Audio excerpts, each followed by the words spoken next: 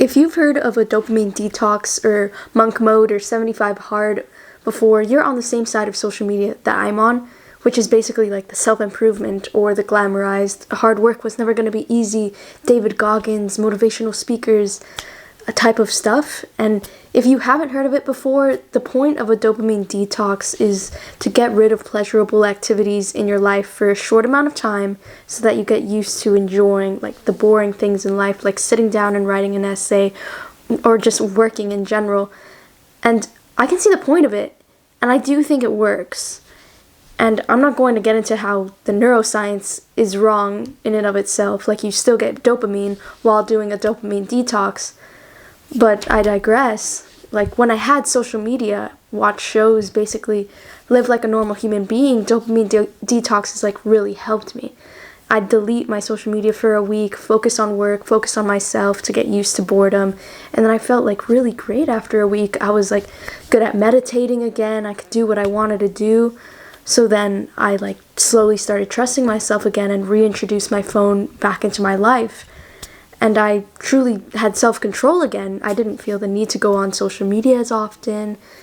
But then maybe one day I'd be trying to avoid a conversation or something, and I'd go on social media for 15 minutes, and then I'd be addicted to my phone again after a month, not knowing how I got there. And what troubles me is that like the same motivational group that came up with like it's not a diet, it's a lifestyle, also came up with dopamine detoxes. So we know that diets aren't sustainable, but training your mind, training a very complicated, very mysterious organ in your body is sustainable. If you've done a dopamine detox before, you know that it's not. And I'm not saying that it has no benefits, but rather that the benefits aren't going to stay there after a year if you are only following a dopamine detox.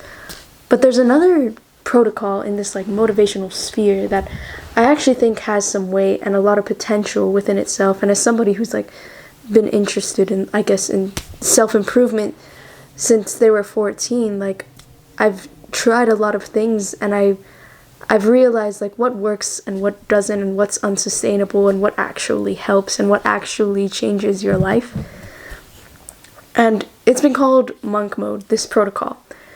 But I feel like it's practiced and it's advertised the wrong way. And if you practice it the way that it's advertised, it's going to end up doing more harm than good. So basically what it is you set up 5 or 6 rules for yourself that you follow for 90 days, such as like daily motivation, exercise, no alcohol, drugs, or it could be like specific, like working an hour on your online business, journaling, time blocking. It could be specific to you. But the main reason why it's called monk mode is that it's advertised as a way to like lock yourself away from society, from friends, and just focus on your goals and focus on yourself. And although I'm a big advocate for having a period of isolation, of truly finding yourself, having this period of isolation in this way has the potential to break you, which is why you need to do it right, and which is why I'm saying like this is kind of dangerous and just bad for your mental health in general. And if you think about it, the main reason that monk mode is advertised to keep you away from your social life is because it makes the goals easier. Like there's a reason why it's advertised that way. Because if you don't go out, you don't have to be tempted by alcohol, and you can go to the gym instead, you know. But socializing in and of itself wasn't the problem. The problem was the bad behaviors that you did with the friend, like the time it took away from you and your other goals. But there's always a limit. Like if you've tried monk mode before, maybe you lasted 2 weeks until one of your friends asked to hang out for a few hours, and you realized that monk mode wasn't worth it. And the problem in this scenario wasn't that you couldn't be disciplined. It was that the whole problem was the whole protocol was set up for you to fail, because at the end of the day, we're social creatures and we need to understand that, and we crave connection and thrive off of being with others. Our creativity and happiness like largely come from interacting with others, and that's not a bad thing. It's just something that we need to acknowledge into protocols like these. And what I'm trying to say is that you can just augment monk mode to keep you sane, but still improving. And if you're still subscribed to this glamorized idea of isolation, you will find it's not sustainable, and you will frankly be miserable within it. And like I said before, socializing wasn't the problem. The behaviors with your friends were. The key to entering a monk mode and not going insane is actually prioritizing time with healthy relationships instead of completely isolating yourself. So you're going to complete all of the goals that you set yourself to do. Essentially, it's still going to be a monk mode, but you're also going to surround yourself with people who support you on these goals. Don't you think like monk mode would be so much more fulfilling if you went into it with 1 to 3 friends cheering you along the way? Maybe you go out to get a coffee with them every once a week, every month, just to like check up on each other. You can call people who support you when you have free time. And what you'll notice is that over time, as you cut off these bad behaviors like drinking and partying, you'll find that you won't have the same friends you used to, and that's okay. You'll be prioritizing different friends that actually align with your goals, or maybe you'll even make some new ones along the way, which is what I will talk about later. It's actually night now. My camera died. But anyways, now, like, don't get me wrong, monk mode is made to absolutely challenge yourself with those 5 or 6 challenges that you give yourself daily. But one of the main benefits of monk mode is that at the end of those 90 days, you'll want to continue working to complete your goals, and you'll see results within those 90 days, and you'll realize like the potential that you actually have to work hard. And this is why I think I like monk mode more than like any other protocol.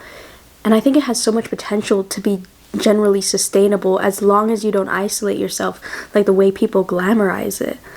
Like having the support group around you and will not only keep you motivated over time, but it will show you what people you truly want to keep in your life.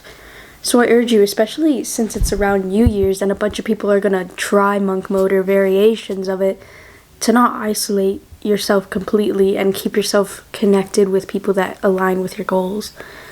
Like, okay, let's imagine that you actually did complete monk mode the way that motivational influencers market it. At the end of the 90 days, exhausted, you're gonna go back to your old friends and say like, hey, I'm done. And eventually you'll revert back to your old habits because you didn't have the chance to build up new friendships during your monk mode because you were so focused on isolating yourself like what these influencers told you to do.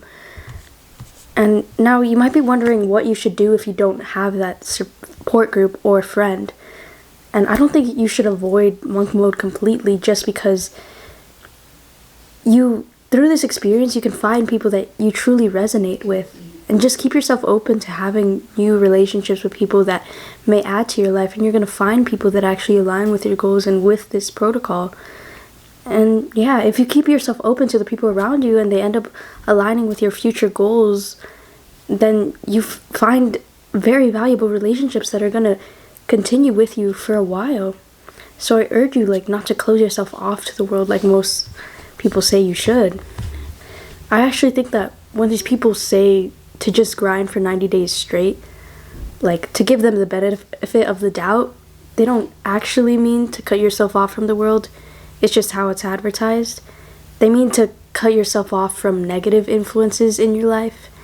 And maybe people just like took it the wrong way and started glamorizing the wrong thing. But in order for these like motivational challenges to like actually work, you have to think about like why you're doing something and how it's going to affect you in the long term. You don't just like follow a protocol because somebody told you to do it. You have to think like, well, why? You know, and actually like change it so that it fits to your life. And we know that like isolating ourselves is just not healthy and not sustainable in general. And think about the benefits that you would have if you didn't isolate yourself. And just remember that not everything needs to like go to the absolute extreme for it to be effective, you know? And that's all I have. Just let me know what you think in the comments. I wish you all the best. This video is slightly late because it's literally night now. Oh, you know what? Let me put my setup really quick. I think this is funny. There we go. Oh yeah, this is great.